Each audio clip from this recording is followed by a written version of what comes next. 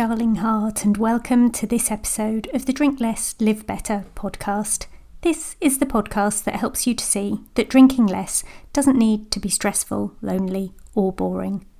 I'm your host, Sarah Williamson, and I decided to have a year alcohol-free as a little life experiment and haven't looked back. I'm a best-selling author, expert speaker, corporate workshop facilitator, and life coach. I'm here to support you with your alcohol-free or drink less adventures.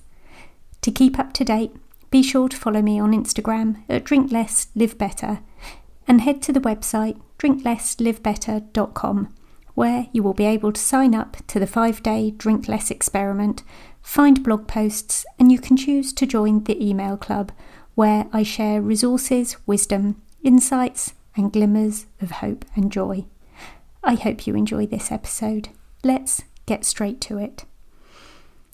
This episode is a Things You Will Never Hear Me Say episode, and today it's Think Positive. I've got a complicated relationship with thinking positive. One of the things that really upset me last year when I was diagnosed with cancer was somebody telling me I just had to think positively about it. That made me think that they didn't think I ordinarily thought positively about most things, which I actually do, and that I needed reminding to be positive about something that was really actually quite devastating happening in my life. It wasn't helpful. It wasn't useful to me. Positive thinking might sometimes help you temporarily, or it might not. Does thinking positively actually mean that you gaslight yourself, that you pretend that the feelings you are experiencing aren't worthy? Try not to deny yourself the feelings you are having. If things feel rubbish right now, maybe it's because they actually are rubbish right now. People say, come on, chin up, think happy thoughts, positive thoughts only, because they have no idea what the heck else to say in the face of adversity.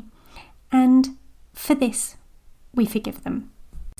In the face of being told to think positively about my cancer last year, I actually got quite defensive and I became quite quiet around that person. I recognised that they didn't want to hear, or indeed couldn't hear, what I had to say on the matter and how I was feeling about the matter. And that gave me a steer on who I could share my honest feelings with and who I couldn't. I give anybody a bit of a wide berth now who is in the positive vibes only mindset. There absolutely has to be room for all of our emotions. We're human. We're supposed to experience the full range. At one end, there's deep depression and sadness and upset and grief and discomfort. And at the other end, there's joy and empowerment and happiness and the acknowledgement of all of the good things that potentially could happen. And there's everything in between. Some of us experience from one end to the other end in a matter of minutes, and some of us work through a smaller range of emotions over time, all of which is okay. It's just okay. You don't have to think positive in the face of adversity. You don't have to think positive at any time at all. It's okay to experience whatever emotions you are experiencing. Thank you for listening in today. Come back again next week. I'd massively appreciate it if you could subscribe, rate, and review the podcast. Well, do that if you love it, obviously. If you don't love it, you wouldn't still be listening. So I think I'm safe asking for your support at this point. If you're listening on YouTube, give me a thumbs up. I love that stuff. Check out the show notes for a link to a hidden podcast episode that will help you with your 5 p.m. cravings and details about my one-to-one life coaching and sober coaching programs. And P.S. I believe in you.